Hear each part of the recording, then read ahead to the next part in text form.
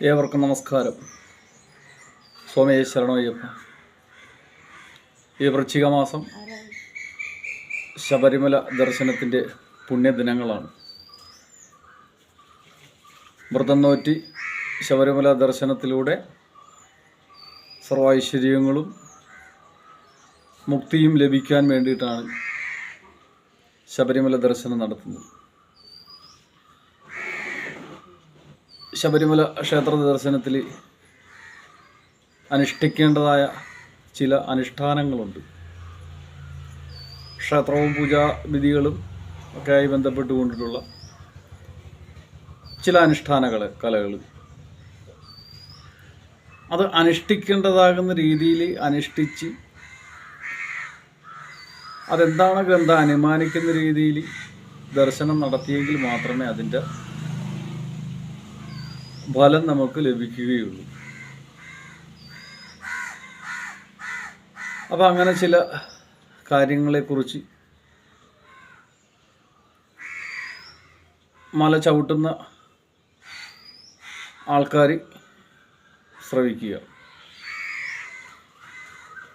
മിക്ക സ്ഥലങ്ങളിലും കാണുന്നൊരു കാഴ്ചയാണ് കെട്ടുമുറുക്കുന്ന സമ്പ്രദായങ്ങൾ. അതിൽ ദേശക്ഷേത്രത്തിൽ പോയി നമ്മൾ മാലയിട്ട്, അല്ലെങ്കിൽ ഏതാണോ ദേശക്ഷേത്രം ആ ക്ഷേത്രത്തിൽ നമ്മൾ മാല കൊടുത്ത് ആ ക്ഷേത്രത്തിലെ ശാന്തിക്കാരൻ അദ്ദേഹം ആ മാല ദേവൻ്റെ കാൽക്കൽ വെച്ചുകൊണ്ട് പൂജിച്ച് ആ ക്ഷേത്ര നടയിൽ നിന്നുകൊണ്ട് തന്നെയാണ് നമ്മൾ ആ മാല ഇടുന്നത്. അങ്ങനെ നമ്മൾ ആ മാല ധരിച്ചു കഴിഞ്ഞാൽ പിന്നെ നമ്മൾ വ്രതമായി. ആ വ്രതത്തോട് കൂടിയിട്ട് നമ്മൾ ക്ഷേത്ര ദർശനം എവിടെയാണ് നമ്മൾ അയ്യപ്പ ദർശനം കഴിഞ്ഞിട്ട് ചിലർ അവിടെ വെച്ച് ഊരുന്നു, ചിലർ വീട്ടിൽ വന്ന് ഊരുന്നു. അങ്ങനെ പല രീതിയിൽ നമുക്ക് കാണുവാൻ സാധിക്കും. ഈ ഇട്ട മാല പിന്നീട് നമ്മൾ ചില പെരിയാൻ എന്ന് പറയുന്ന ചില ആൾക്കാർ, ഇങ്ങനെ പെരിയാൻ എന്ന് ഉദ്ദേശിക്കുന്നവർക്ക് ഇതിൻ്റെ ആ ഗ്രന്ഥാനുമാനിക്കുന്ന രീതിയിലല്ല, അവർ അതൊരു നാട്ടു നടപ്പ് എന്നുള്ള രീതിയിൽ, അല്ലെങ്കിൽ പൂർവികർ കാണിച്ചു തന്ന ഒരു സമ്പ്രദായത്തിൽ അങ്ങ് ചെയ്തു പോകുന്നു എന്ന് മാത്രമേ ഉള്ളൂ. അപ്പോൾ എന്ത് തന്നെ ആയിക്കോട്ടെ, ഇവിടെ ഇട്ടമാല രണ്ടാമത് വീട്ടിൽ വന്നതിന് ശേഷം ശബരിമല ദർശനം നടത്തുന്നതിന് മുമ്പ് തന്നെ ഇട്ടമാല വീണ്ടും ഊരി വെക്കുക. അപ്പോൾ ക്ഷേത്രനടയിൽ നിന്ന് ദേവനാണോ ദേവിയാണോ മൂലമന്ത്രാദികളോ അല്ലെങ്കിൽ അതാത് ദേവൻ്റെ മന്ത്രങ്ങളെ കൊണ്ട് പൂജിച്ച മാല കഴുത്തിൽ ധരിച്ചു കഴിഞ്ഞു, അപ്പോൾ ദേവനായി മാറി. അത് വീണ്ടും ഊരിക്കഴിഞ്ഞാൽ ആ ചൈതന്യം പോയി. അതെന്തിനാണ് എവിടെ ചെല്ലാൻ വേണ്ടിയിട്ടാണ് അത് ഇട്ടത്, അവിടെ ചെന്നാലാണ് അതിന് പൂർത്തീകരണം ഉണ്ടാകുന്നത്. ഇത് ഇടക്ക് വെച്ച് ആ മാല ഊരിയിട്ട് പിന്നെ രണ്ടാമത് പൂജിക്കുകയാണ്. ഈ വരുന്ന പെരിയാൻ എന്ന് പറയുന്ന ആൾക്കാർ ആരാണോ അയാൾ അത് പൂജിച്ച് രണ്ടാമത് മാല ധരിപ്പിച്ചുകൊണ്ട് വീണ്ടും ശബരിമലയ്ക്ക് പോവുകയും. തികച്ചും അതൊരു ഒന്ന് ഇതറിയാൻ വയ്യ ആയിരിക്കാം, അത് പൊറുക്കാം, ഊരാൻ പാടില്ല എന്നുള്ളത്. ഇട്ടാൽ പിന്നെ ദർശനം, ശേഷം ഊരിയാൽ പിന്നെ അതുകൊണ്ട് പ്രയോജനമില്ല.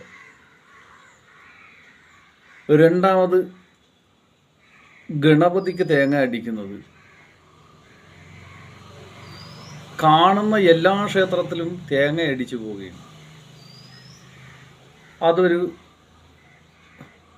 എന്താ പറയുക, അതൊരു വിശ്വാസമല്ല, അല്ലെങ്കിൽ ഒരു ആചാരമല്ല. വിശ്വാസമല്ല, ആചാരമല്ല. നമ്മൾ ഇറങ്ങുന്ന സമയത്ത് നേർക്കല്ലിൽ നാളികേരം ഉടച്ചിട്ടാണ് യാത്ര തുടരുന്നത്. വഴിയിൽ കാണുന്ന സകല അമ്പലത്തിലും തേങ്ങ ഉടച്ചാണ് ശബരിമലയിൽ ചെല്ലുന്നത്. അതിൻ്റെ ആവശ്യമുണ്ടോ? ഇവിടെ അടിച്ചാൽ പിന്നെ ഗണപതിക്ക് പമ്പയിൽ. ശരിക്കും പമ്പയിലും തേങ്ങ അടിക്കണ്ട എന്നുള്ളതാണ്. ഇറങ്ങുന്ന സമയത്ത് വിഘ്നേശ്വരനെ സ്മരിച്ചുകൊണ്ട് തേങ്ങ ഉടച്ചു കഴിഞ്ഞാൽ പിന്നെ ഒറ്റത്തവണ അടിച്ചാൽ മതി. ഇനി ഇവിടുന്ന് അടിച്ചില്ല എങ്കിൽ പമ്പയിലടിക്കാം. ഇത് 5-8 പത്ത് തേങ്ങ അടിച്ചിട്ടാണ് പോണത്. പിന്നെ സന്നിധാനത്ത് ദർശനത്തിന് മുമ്പ് നാളികേരം ഉടക്കും. അത് ഗണപതി സങ്കല്പത്തിലല്ല. ഗണപതി സങ്കല്പത്തിൽ ആകെ ഒരു തേങ്ങ അടിച്ചാൽ മതി. ഇനി അതുമില്ലെങ്കിൽ 2 തേങ്ങ ഇറങ്ങുമ്പോഴും പമ്പയിൽ. അപ്പോൾ അത് ഒരു ആചാരമല്ല, ഭക്തിയല്ലത്.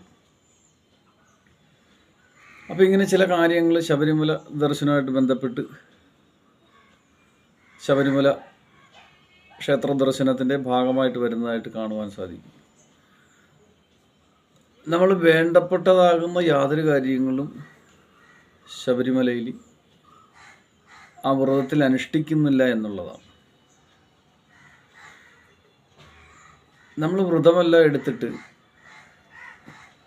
ആ വ്രതം പൂർത്തീകരിക്കുന്നതിന് മുമ്പ് തന്നെ ചെയ്യാൻ പാടില്ലാത്തതെല്ലാം ചെയ്തതിന് ശേഷമാണ് ശബരിമല ദർശനം നടത്തുന്നത്.